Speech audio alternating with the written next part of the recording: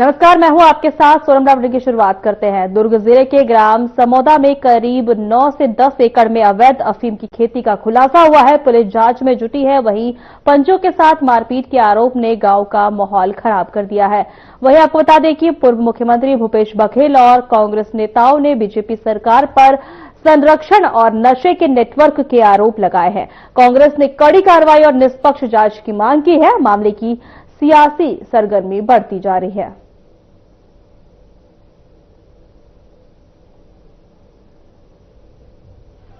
यहाँ पे आके जब चेक करी तो जो एफएसएल की टीम थे उनके द्वारा बताया गया कि ये जो फसल है वो नशीली फसल है, जिस पर एनडीपीएस एक्ट के तहत कार्रवाई की जा रही है। किसी की गिरफ्तारी हुई है? नहीं, अभी हमने किसी की गिरफ्तारी नहीं की है, क्योंकि ये जो खेत है उसके राजस्व को बुलाया, तहसीलदार को एक ज्ञापन दिया गया है कि ये जो पूरी फसल है वो किसका है वो हमको बताएंगे। और इसके अलावा जो यहाँ पे बगल में जो लगा हुआ खेत है विनायक ताम्रगढ़ का, उसको भी हम पूछताछ कर रहे हैं, क्योंकि ऐसी बातें सामने आई हैं कि जो जिस खेत का मालिक है वो सालों से इधर नहीं आई हैं और रायपुर में रहती है, तो इसका पूरा जो देख रेख है ये विनायक ताम्रगढ़ करते हैं करके, तो उसी पर उससे पूछताछ की जा रही है। अभी हमने किसी को हिरासत में नहीं लिया है। सर, अभी जितनी भी जो अफीम जो बोई गई जिसकी कोई कीमत आंकी गई है?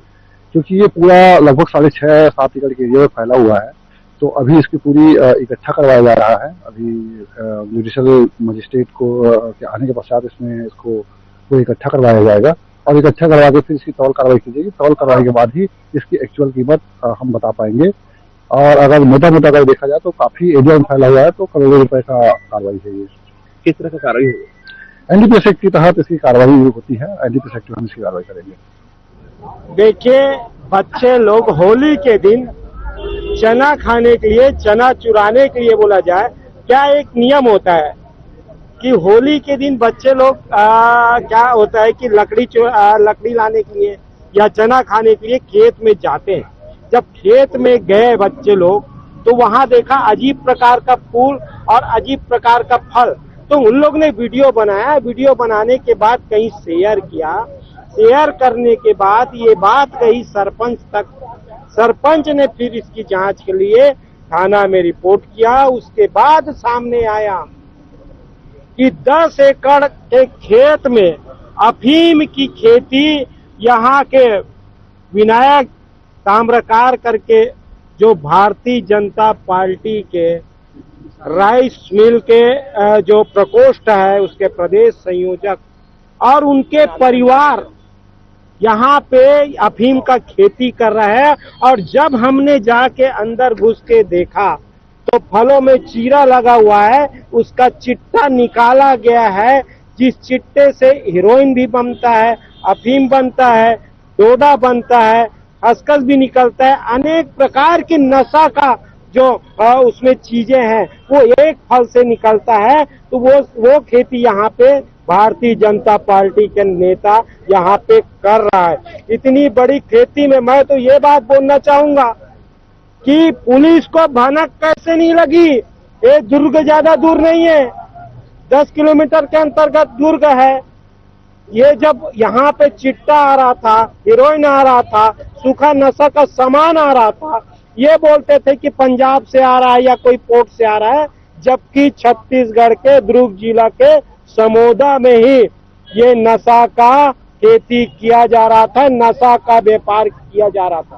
और देखिए, थाने का हम लोग घेराव करने आए। हमारी मांग है कि भारतीय जनता पार्टी का रसूखदार जिनका खेत है उसकी गिरफ्तारी किया जाए, उसके ऊपर देशद्रोह और नशा के एक्ट में जो कानून जो है, जो धारा जो है उसको लगाया जाए और उनके ऊपर कड़ी से कड़ी कार्रवाई किया जाए। भारतीय जनता पार्टी खेतों में, इनकी बाड़ियों में अगर इस बात का सर्च किया जाए तो अनेकों बाड़ियों में इस प्रकार का निकल सकता है। ये तो अभी शुरुआत हुई है, ऐसे कारोबार हो सकता है। भारतीय जनता पार्टी के नेता लोग जो है बहुत जगह इस प्रकार के कार्रवाई कर रहे होंगे। मैंने अभी बताया विनायक ताम्रकार, वो सर्वविदित है, सभी चीज में आ गया है। आरआई पटवारी ने कल साबित भी कर दिया कि उन्हीं की खेत है, उन्हीं के माध्यम से नहीं होगा। देखिए, आपको एक चीज बता देता हूँ, परसों से विधान सभा है, भूपेश बघेल जी भी आए थे, पूरे खेत का दौरा करके निरीक्षण करके उनने गए हैं। विधानसभा में बहुत बड़ा मामला उठने वाला है और मैं तो ये बोलूंगा, ये मामला छत्तीसगढ़ तक नहीं पूरे देश का मामला है। ये नशा का मामला है। हमें हमारे तरनाई, हमारे युवाओं को नशा में धकेलने का काम ये भारतीय जनता पार्टी के सरकार और इनके नेता कर रहे हैं। अभी जैसे कल से चल रही है चर्चा अफीम की खेती का, एक विनायक ताम्रकार और विजय ताम्रकार जो अफीम की खेती कर रहे थे, ये जब हमें ये तब पता चला जब उर्दंगी बच्चे जैसे होली में चना चुराना, ये करना, इस टाइप का काम करते हैं, उन्हीं बच्चों में से एक जने वीडियो भेजे थे। इस तरीके से इनकी खुलासा हुई, जिनको मैं जेवरा चौकी को एक दिन पहले ही अवगत करा दिया था और जो मेरे पास फोटो आई हुई थी उनको भी मैं चौकी भेज दिया था। मारपीट जैसी भी बात सामने आ रही है कल के साथ मारपीट की। जी हाँ, वार्ड क्रमांक 2 का पंच है नीरज निषाद, जिनको मेरे जमीन पे बिना अनुमति के कैसे घुस गए करके उनको हाथापाई में अच्छे पीट दिए थे और बड़ी गंभीर मामला है ये तो। अफीम की खेती आप सब जानते ही हैं। इसमें हम और इसके साथ साथ इनका कम से कम 150 एकड़ जमीन में अवैध कब्जा है। क्या लगता है आपको कि कब से ये खेती चल रही है? अभी तो उनके प्लाट में आने जाने किसी को देते नहीं थे। ऐसा महसूस होता है कि लंबे समय से कारोबार चल रहा था, क्योंकि कंटेनर ज्यादा था उनके यहाँ। करीबन 65 एकड़ की खेती है उनका, तो किसी को पता ही नहीं रहता था क्या लेके जा रहे हैं, क्या लेके आ रहे हैं। तो इसकी जानकारी आपको कब पड़ी? मेरे को ये जानकारी ट्यूसडे को मिली थी व्हाट्सएप के माध्यम से, और मैं उस समय क्या है त्योहार था, तत्काल कार्रवाई होगा तो माहौल और बिगड़ने की संभावना थी। ऐसे भी पुलिस सब फोर्स से लगे हुए रहते हैं। तो उस मैं अरुण गौतम, ग्राम पंचायत समोदा सरपंच, उपाध्यक्ष सरपंच संघ। के त्योहार में अक्सर गांव में लकड़ी इकट्ठा करने नौजवान लड़के बच्चे सब खेतों में जाते हैं, लकड़ी इकट्ठा करते हैं होलिका दहन के लिए, और उसी में फिर गांव के लड़के जिसके खेत में चना हो, गेहूं हो, वहां जाके चोरी भी करते हैं, उसको होरा भून के खाते भी हैं। ये हम लोग भी बचपने में किए थे। हम अपने खेत में जाते थे रात में, तो वो परंपरा बनी हुई, और उसी के चक्कर में ये जो अफीम की खेती है वो पकड़ा गया। उसको नहीं मालूम था वो क्या है, लेकिन अलग प्रकार के फल देखा, वो कभी देखा नहीं था। उन्होंने फोटोग्राफ लिया, सरपंच को दिखाया, वो गूगल सर्च किया, पता चला कि ये अफीम है। तो फिर उसको पुलिस वाले को खबर किए और आज ये कार्रवाई हुई है। कल से कार्रवाई चल रही है और ये विनायक ताम्रकर का पूरा फार्म हाउस सैकड़ों एकड़ में फैला हुआ है, और गांव वाले बता रहे हैं कि लगभग 150 एकड़ बेजा कब्जा है। जो चारागाह की जो भूमि है उसको भी कब्जा कर लिए हैं। तो प्रशासन के एक तरफ उसको कार्रवाई करनी होगी अफीम के खेती के खिलाफ, तो दूसरे तरफ अतिक्रमण की भी है, और ये बहुत रसूखदार है। इसके साथ ये सांसद के साथ, विधायक के साथ, कलेक्टर के साथ इसके फोटोग्राफ्स हैं। इसकी पहुंच इतनी अधिक है कि गृह मंत्री के यहाँ भी फोन आता है और यहाँ के सरपंच को बिना कोई अपराध के 151 रात में उसको गिरफ्तार करके जेल डाला जाता है। तो कितना उसका पकड़ है इससे बात से समझ आता है। बहुत रसूखदार है, बचाने का हर प्रयास किया जाएगा। पहले नशा के बारे में ये कहा जाता था कि ये पंजाब के बॉर्डर से आ रहा है, कोई बोलते थे मुद्रा पोर्ट से आ रहे हैं, लेकिन अब छत्तीसगढ़ में दुर्ग जिले में हमारे यहाँ भी खेती होने लगी है। तो अभी जो स्कूलों में जो चिट्टा मिलता है, हो सकता है इसी के यहाँ का हो, अब बदनाम दूसरे लोग हो रहे हैं। वैसे मेरा विधानसभा में प्रश्न था जिसमें बताया गया कि सैकड़ों लोग अभी गिरफ्तार, जो अंतर्राज्यीय जो गिरोह हैं वो पकड़े गए और लगभग 700-800 लोग जेल के अंदर हैं। लेकिन अब तो यही प्रशासन के शासन के नाक के नीचे ये पकड़ा गया, और उनके रसूख ये है कि आप देख सकते हैं यहाँ के सांसद, यहाँ के विधायक, कलेक्टर उसके बगल में बैठे हुए, कितना उसका रसूख है उसे पता चलता है, और अभी तक उसकी गिरफ्तारी नहीं हुई है।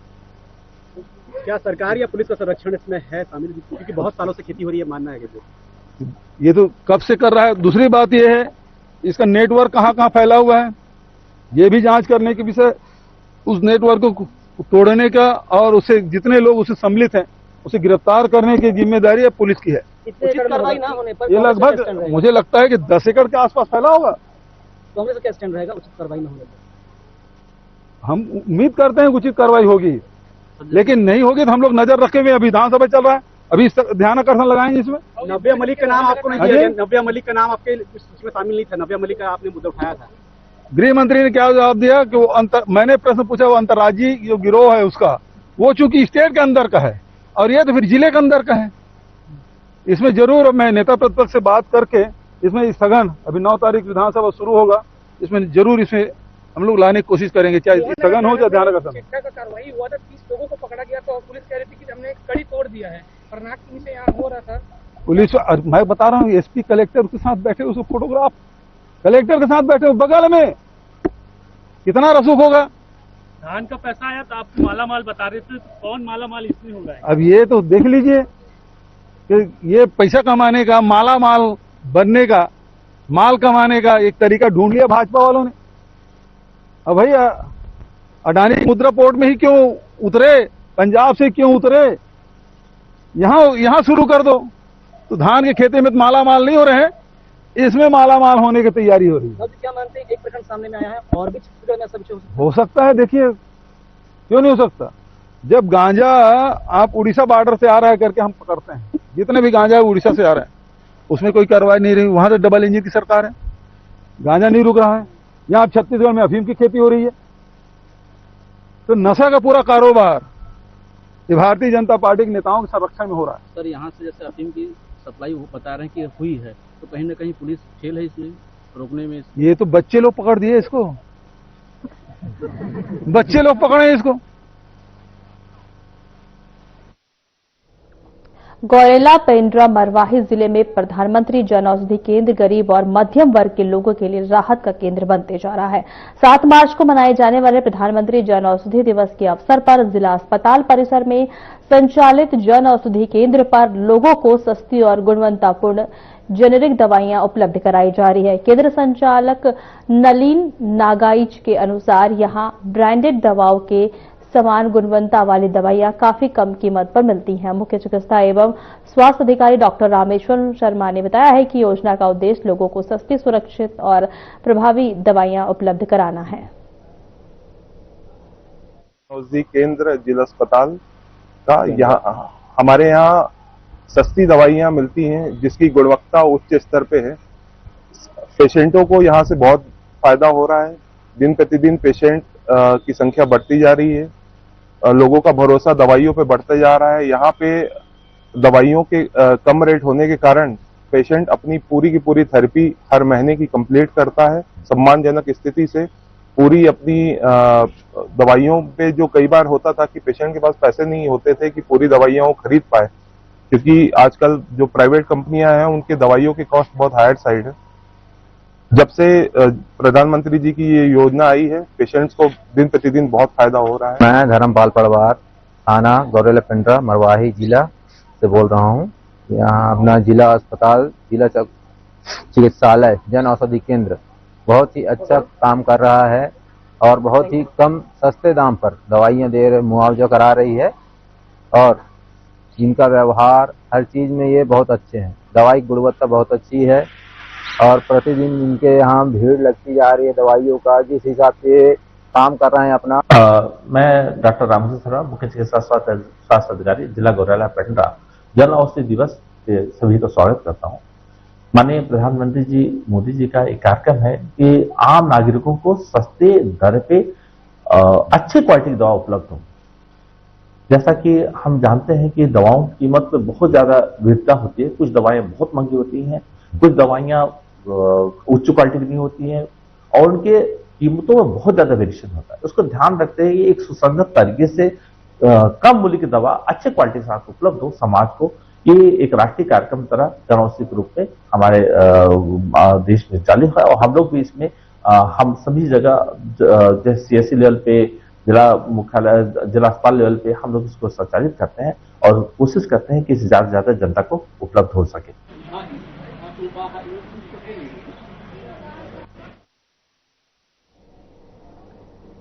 वक्त चला छोटे से ब्रेक का।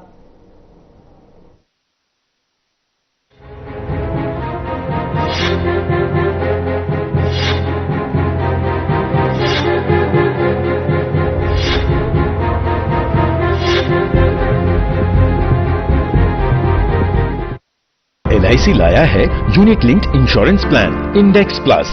जीवन बीमा पाइए और निफ्टी स्टॉक्स के साथ अपने मार्केट रिटर्न्स को तेजी से बढ़ाइए। इस अट्रैक्टिव कॉम्बिनेशन के साथ अपना कल सुरक्षित कीजिए। सिर्फ 2500 रुपए मंथली प्रीमियम से शुरुआत कीजिए। आज ही LICindia.in पर जाएं।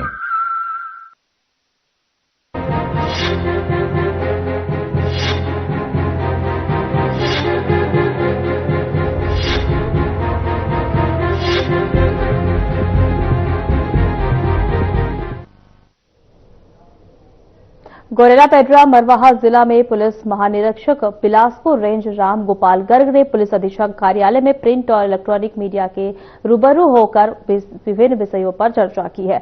इस दौरान उन्होंने जिले की कानून व्यवस्था, पुलिस की कार्यप्रणाली और आगामी योजनाओं को लेकर जानकारी साझा की है। आईजी ने मीडिया के सवालों का जवाब देते हुए कहा है कि क्षेत्र में शांति और सुरक्षा बनाए रखने के लिए पुलिस लगातार सक्रिय है।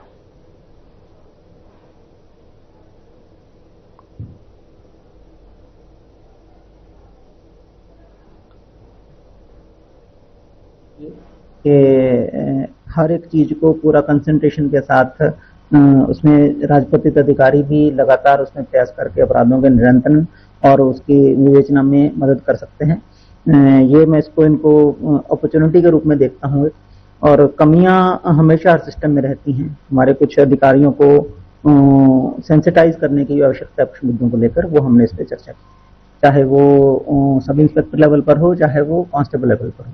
तो धीरे धीरे वो कमियां भी दूर हो जाएंगी और अगर भविष्य में नए थाने स्वीकृत होते हैं, ताकि जो मुझे लगता है कि पुलिस अधीक्षक महोदय से हमने चर्चा भी की है, तो नए थाने स्वीकृत होने पर फिर अतिरिक्त बल अगर सैंक्शन होगा तो उसके बाद मुझे लगता है कि काफी हद तक चीजें स्ट्रीमलाइन हो जाएंगी। बिल्कुल भविष्य में ये संभावनाएं जरूर हैं और गांजा चाहे अन्य प्रकार के चाहे ड्रग्स हों, उसके बारे में हम हमेशा सतर्क हैं।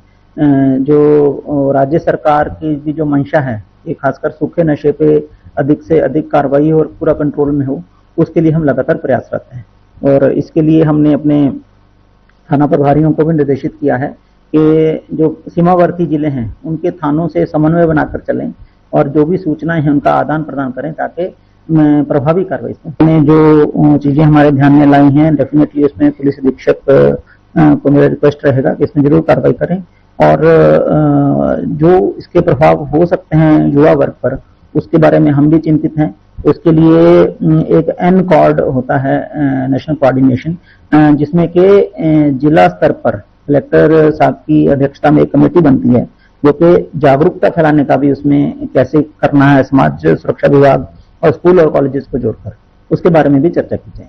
जिले में लगातार वाहन दुर्घटनाएं बढ़ती जा रही हैं, यातायात को अभी जैसे मुझे बताया गया कि कुछ बल अभी लगाया गया है। हमारा कोशिश और रहेगी कि अधिक लड़कों को इसमें ट्रेन कर इसमें लगाएं। साथ ही सड़क सुरक्षा समिति जो है उसको भी मैंने SP साहब को बोला है कि उसकी जो मीटिंग है वो रेगुलरली करें और जहां जहां पर ब्लैक स्पॉट्स हैं, जो दुर्घटनाग्रस्त क्षेत्र है, जहां पर दुर्घटना होने के चांसेस ज्यादा हैं, उस पर क्या इंजीनियरिंग सुधार की जरूरत है उसके बारे में भी कार्रवाई करें और जो खासकर शराब पीकर गाड़ी चलाने की समस्या है उसमें 185 मोटर व्हीकल एक्ट के अंतर्गत अधिक से अधिक कार्रवाई करने के निर्देश दिए। करवदा में बीजेपी के जिला अध्यक्ष राजेंद्र चंद्रवंशी के मार्गदर्शन और सहयोग से बीजेपी महिला मोर्चा जिला कबीरधाम जिला अध्यक्ष विजय लक्ष्मी तिवारी के नेतृत्व में हजारों महिला मोर्चा की बहनों द्वारा भव्य होली मिलन समारोह का आयोजन किया गया। अत्यंत उत्साह, उमंग और आत्मीयता के वातावरण में संपन्न हुआ यह कार्यक्रम, जहां रंगों से इन पावन पर्व पर महिला मोर्चा की बहनों ने एकजुट होकर संगठन की मजबूती और सामाजिक समरसता का संदेश दिया। तो वहीं इस अवसर पर उपस्थित पंडरिया विधायक भावना बोरा, डिप्टी CM की धर्मपत्नी रश्मि शर्मा ने कहा कि होली केवल रंगों का पर्व नहीं बल्कि प्रेम, सौहार्द, भाईचारे और सामाजिक समरसता का प्रतीक है और बीजेपी की महिला शक्ति समाज के हर वर्ग तक का विकास, सेवा और संस्कार की भावना को पहुंचाने का कार्य कर रही है।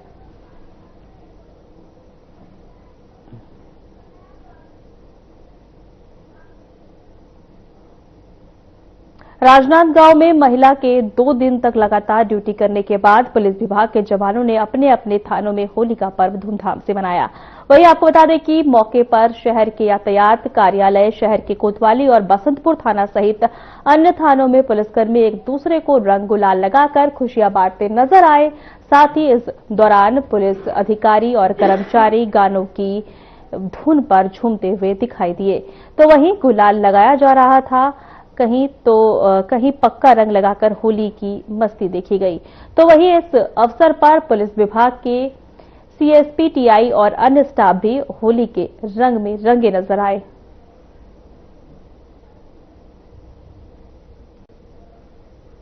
पूरे राजनांदगांव जिले में शांतिपूर्वक होली का पर्व मनाया गया। एसपी मैडम के आदेशानुसार 4 दिन की ड्यूटी के बाद सभी थाना चौकी में शांतिपूर्वक होली मनाने के लिए बोला गया, जिसके आदेश पर हमारे द्वारा ट्रैफिक स्टाफ के द्वारा ट्रैफिक स्टाफ परिसर में शांतिपूर्वक होली मनाया जा रहा है। पुनः आप सभी लोगों को होली पर्व की हार्दिक शुभकामनाएं, ढेर सारी बधाई। शुभ नाम, मेरा नाम निरीक्षक नवरत्न कश्यप।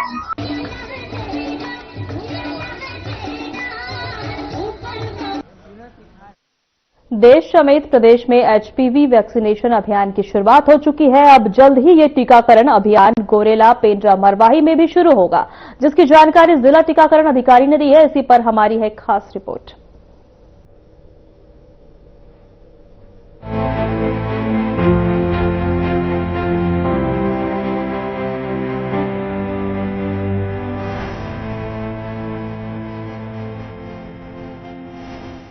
गौरेला, पेंड्रा, मरवाही जिले में किशोरियों को सर्वाइकल कैंसर से बचाने के लिए एचपीवी टीकाकरण अभियान जल्द शुरू किया जाएगा। इस अभियान के तहत स्वास्थ्य विभाग द्वारा जिले में सभी आवश्यक तैयारियां पूरी कर ली गई हैं। जिला टीकाकरण अधिकारी डॉक्टर के सोनी ने बताया कि एचपीवी वैक्सीनेशन कार्यक्रम लगभग 3 महीने तक चलाया जाएगा। इसके लिए स्वास्थ्य विभाग के कर्मचारियों का प्रशिक्षण जिला स्तर से लेकर फील्ड स्तर तक पूरा कर लिया गया है और जल्द ही जिले में इसका क्रियान्वयन शुरू होगा। उन्होंने बताया कि इस अभियान के तहत जिले में 14 वर्ष पूर्ण कर चुके हैं और 15 वर्ष से कम आयु की लगभग 4000 किशोरियों को एचपीवी वैक्सीन लगाई जाएगी। यह टीका सर्वाइकल कैंसर से बचाव के लिए लगाया जाता है, जो महिलाओं में पाया जाने वाला दूसरा प्रमुख कैंसर है। डॉक्टर सोनी ने बताया कि राष्ट्रीय और राज्य स्तर पर इस टीकाकरण अभियान की शुरुआत हो चुकी है और अब इसे जिले में भी लागू किया जाएगा। मैं डॉक्टर कमल कुमार सोनी, जिला टीकाकरण अधिकारी गौरेला, पेंड्रा, मरवाही। मैं यहाँ पर पदस्थ हूँ ऐसे टीकाकरण अधिकारी के रूप में, और मैं एक जो नया वैक्सीन आया है जिसको बोल रहे हैं HPV vaccine, human papilloma virus के अगेंस्ट ये वैक्सीन काम करेगा, जो कि सर्वाइकल कैंसर से बचाता है। और हम इसको बहुत दिनों से जान रहे हैं। ये वैक्सीन जो है मार्केट में उपलब्ध था, जो कि परचेज करके लगवाना पड़ता था कैंसर के बचाव के लिए। ये वैक्सीन हमारे देश में पहले से था और अभी ये राष्ट्रीय कार्यक्रम जो टीकाकरण कार्यक्रम है उसमें शामिल कर रहे हैं। और हम इसको 14 साल की जो बच्चियां हैं जो 14 साल कंप्लीट कर गए हैं, जो 15 साल नहीं किया है, उस बीच माना जाता है वो हमारी जनसंख्या का 1% पॉपुलेशन है। तो इन बच्चियों को ये लगेगा, कैंप मोड में लगेगा। 3 महीने कैंपेन चलेगा, पूरे स्टेट में चलेगा, छत्तीसगढ़ स्टेट में, और वो गौरेला, पेंड्रा, मरवाही में भी होगा। गौरेला, पेंड्रा, मरवाही के जो जनसंख्या हम 4 लाख मानते हैं, तो उसमें 1% यानी कि 4000 बच्चियां हैं जो कि 14 साल कंप्लीट कर गए हैं। उन्हीं बच्चियों को हम ये एचपीवी वैक्सीन लगाएंगे और सारे बच्चियां लगाए इनको। और कुछ जो इस वैक्सीन को लेके अलग अलग सोशल मीडिया में कुछ बातें जो भ्रांतियां हैं, जो बात गलत है इस वैक्सीन को लेके, उसको प्रचारित कर रहे हैं, लेकिन वो बात गलत है। किसी भी तरीके से हम इसलिए नहीं मानते इस बात को क्योंकि किसी भी तरीके से वो साइंटिफिकली जो रिसर्च से कोई भी बात ऐसे नहीं आया है। किसी भी तरीके से अभी भी इसके बारे में कोई साइड इफेक्ट है, ना ही कोई गलत बातें हैं। और हम चाहते हैं कि ये बच्चियां जो आने वाले समय में सर्वाइकल कैंसर से बच सके, उसके लिए ये पूरे टीकाकरण कार्यक्रम है जो 3 महीने चलेगा। और हम बहुत जल्द ये इस कार्यक्रम को छत्तीसगढ़ स्टेट में और साथ में गौरेला पेंड्रा मरवाही में स्टार्ट कर रहे हैं। इसके पूरे वैक्सीन आ गया है स्टेट में और कहीं हमारे जो बीच में वैक्सीन आ गया है और हम बहुत जल्द इसके वैक्सीनेशन के अपना जिला में भी शुरू कर रहे हैं, जिसके लिए पूरा ट्रेनिंग प्रोग्राम हो गया है। प्रचार प्रसार के लिए सारे कार्यकर्ता को बोल दिया गया है कि हर गांव में और हर पारे मोहल्ले में इसको प्रचार करें और कोई भी बच्ची जो 14 साल कंप्लीट कर गए हैं वो ना छूटे और हमारी सारी बच्चियों को हम सर्वाइकल कैंसर से बचा पाए। धन्यवाद। डॉक्टर सोनी ने अभिभावकों और किशोरियों से अपील की है कि वे इस टीकाकरण अभियान में बढ़ चढ़ कर हिस्सा लें और अपने नजदीकी स्वास्थ्य केंद्र में जाकर टीका अवश्य लगवाएं। उन्होंने ये भी कहा कि HPV वैक्सीन पूरी तरह सुरक्षित है और वर्ष 2009 से इसका उपयोग किया जा रहा है। सोशल मीडिया या अन्य माध्यमों में फैल रही भ्रांतियों पर ध्यान न दें और स्वास्थ्य विभाग के निर्देशों का पालन करें। स्वास्थ्य विभाग द्वारा अभियान शुरू होने पर प्रचार प्रसार के माध्यम से लोगों को जानकारी दी जाएगी ताकि सभी पात्र किशोरियां समय पर टीकाकरण का लाभ ले सकें।